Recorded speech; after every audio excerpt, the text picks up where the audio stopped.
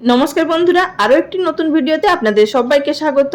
আজ আমি আপনাদের বানিয়ে দেখাবো তরুলি বা কুঁদরি দিয়ে একটি দুর্দান্ত স্বাদের রেসিপি, যেটাকে আপনারা আঙুল চেটে পুটে খেতে বাধ্য হবেন।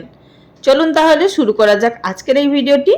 সবার প্রথমে আমাদের যেটি প্রয়োজন সেটি হচ্ছে কুঁদরি বা তরুলি। আমি এখানে 250 গ্রাম পরিমাণ কুঁদরি ছোট ছোট টুকরো করে কেটে নিয়েছি, তবে কিন্তু অবশ্যই কাটার আগে আমাদেরকে ধুয়ে নিতে হবে। আর নিয়েছি এখানে 3টে মাঝারি সাইজের আলু, সেটিও আমি লম্বা লম্বা করে কেটে নিয়েছি। এবার চলুন শুরু করা যাক রান্নাটি। পরে যা যা বাদবাকি উপকরণ লাগবে আমি সেগুলো রান্না করতে করতেই আপনাদের দেখিয়ে দেব। গ্যাস ওভেনের উপরে একটি কড়াই বসিয়ে দিয়ে দিলাম এর মধ্যে 1.5 টেবিল চামচ পরিমাণ সরষের তেল। প্রথমে আমাদের তেলটাকে ভালোভাবে গরম করে নিতে হবে। তারপর আমি এর মধ্যে দিয়ে দিলাম 1/2 টিস্পুন পরিমাণ গোটা জিরে, দিলাম একটি তেজপাতা, আর দিয়ে দিলাম এর মধ্যে 1/2 টিস্পুন পরিমাণ হলুদের গুঁড়ো। এই পর্যায়ে আমি এর মধ্যে অ্যাড করে দিচ্ছি কেটে রাখা কুঁদরি এবং আলুগুলো। হলুদটা আগেই দিলাম, কারণ এই কুঁদরিগুলো দেওয়ার পরে তেল ছিটকে আসতে পারে। হলুদটা দেওয়ার কারণে আর তেল ছিটকে আসবে না। তো এবার আমাদেরকে মিনিট 2-এর জন্য মিডিয়াম ফ্লেমে নাড়াচাড়া করে নিতে হবে। আর বন্ধুরা, আমি এখানে কুঁদরি আর আলু আমি আমার পরিমাণ অনুযায়ী নিয়েছি, আপনারা অবশ্যই নিজেদের পরিমাণ অনুযায়ী নিয়ে নেবেন এখানে। তো আমার এখানে 2 মিনিট মতো ভেজে নেওয়া হয়ে গেছে। এবার আমি এর মধ্যে অ্যাড করে দিচ্ছি 1 টেবিল চামচ পরিমাণ নুন। নুনটা অবশ্যই আপনাদের নিজেদের স্বাদ বুঝে দেবেন, যতটা পরিমাণ আপনারা নুন খেতে পছন্দ করেন। আবার ওইটিকে ভালোভাবে নাড়াচাড়া করে নেব। মিডিয়াম ফ্লেমে নাড়াচাড়া করে মিশিয়ে নেওয়ার পর এবার গ্যাসের ফ্লেম একেবারে লোতে করে দিয়ে উপর থেকে ঢাকা চাপা দিয়ে আমি এটিকে ভেজে নেব যতক্ষণ না প্রায় 70% থেকে 80% অবধি ভাজা হয়ে যাচ্ছে।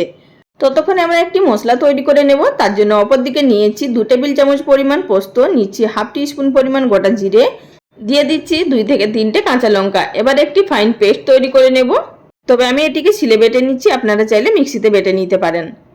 এবার আমরা দেখে নেব আলু এবং কুঁদরিগুলো ঠিক কতটা ভাজা হয়েছে। এবার দেখুন লো ফ্লেমে কিন্তু ভেজে নিয়েছি, খুব ভালো মতো ভাজা হয়ে গেছে।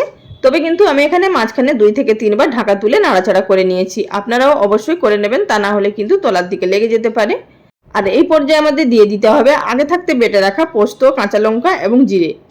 দিয়ে দেওয়ার পর আরও দিয়ে দিলাম কিছুটা পরিমাণ পোস্তর বাটি ধোয়া জল, আর দিলাম এর মধ্যে 1/4 টিস্পুন পরিমাণ কাশ্মীরি লঙ্কার গুঁড়ো। এটি আমি কালারের জন্য ব্যবহার করলাম, আপনারা না চাইলে নাও দিতে পারেন। আশা করি বুঝতে পারছেন আমি কি রান্না করতে চলেছি। হ্যাঁ বন্ধুরা, আজকের রেসিপি কুঁদরি আলু পোস্ত।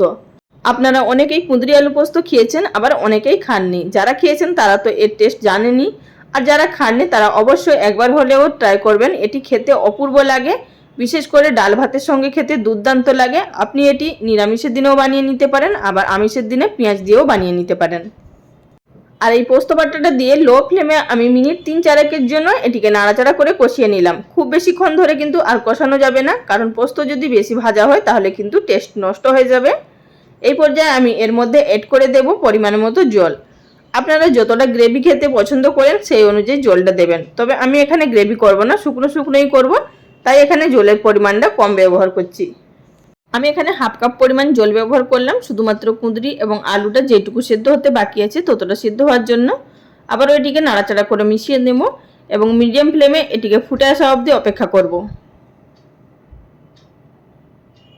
তো বন্ধুরা, এখানে খুব ভালো মতো ফুটে উঠেছে। এই পর্যায়ে আমি ঢাকা দিয়ে এটিকে লো ফ্লেমে আরও 3 থেকে 4 মিনিট মতো রান্না করে নেব। ফিরে এলাম 3 থেকে 4 মিনিট পর। এবার আমি আপনাদের ঢাকাটা তুলে দেখিয়ে দিচ্ছি যে এটি ঠিক কতটা পারফেক্টভাবে আমাদের তৈরি হয়ে গেছে। তো বন্ধুরা, এখানে আপনারা দেখেই বুঝতে পারছেন যে দুর্দান্ত স্বাদের কুঁদরি আলু পোস্ত আমাদের সম্পূর্ণ তৈরি হয়ে গেছে। আর আমি এখানে এইরকমই শুকনো রাখবো। আপনারা চাইলে আরও একটু ভাজা করতে পারেন বা আরও একটু জলের পরিমাণ বাড়িয়ে দিতে পারেন, যে যেটা পছন্দ করেন সেই অনুযায়ী রেখে নেবেন। আর আপনাদের এখানে দেখিয়ে দিচ্ছি, দেখুন কুঁদরি এবং আলু দুটোই সুন্দরভাবে সেদ্ধ হয়ে গেছে। এই পর্যায়ে আমি এটিকে নামিয়ে নিচ্ছি। এর মধ্যে কিন্তু আর কোনো কিছুই অ্যাড করব না। আপনারা চাইলে এখানে সামান্য কাঁচা সর্ষের তেলও অ্যাড করতে পারেন। তো বন্ধুরা, এখানে রান্নাটা সম্পূর্ণ তৈরি হয়ে যাওয়ার পর 5 মিনিট মতো স্ট্যান্ডিং টাইমে রেখে আমি এখানে একটি সার্ভিং প্লেটের মধ্যে সার্ভ করে নিয়েছি। বন্ধুরা, এই গরমের সময় বিশেষ করে টক ডাল আর গরম ভাত, আর এর সাথে যদি এই কুঁদরি আলু পোস্ত থাকে আর কোনো কিছুই প্রয়োজন হবে না, একেবারে অমৃত সমান খাওয়া হয়ে যাবে। তাহলে বন্ধুরা, রেসিপি কেমন লাগলো অবশ্যই লাইক কমেন্ট করে জানাবেন। আর যদি নতুন বন্ধু কেউ হয়ে থাকেন, চ্যানেলটি সাবস্ক্রাইব করে নেওয়ার অনুরোধ রইল। আজ এই পর্যন্ত, সবাই ভালো থাকবেন। নমস্কার।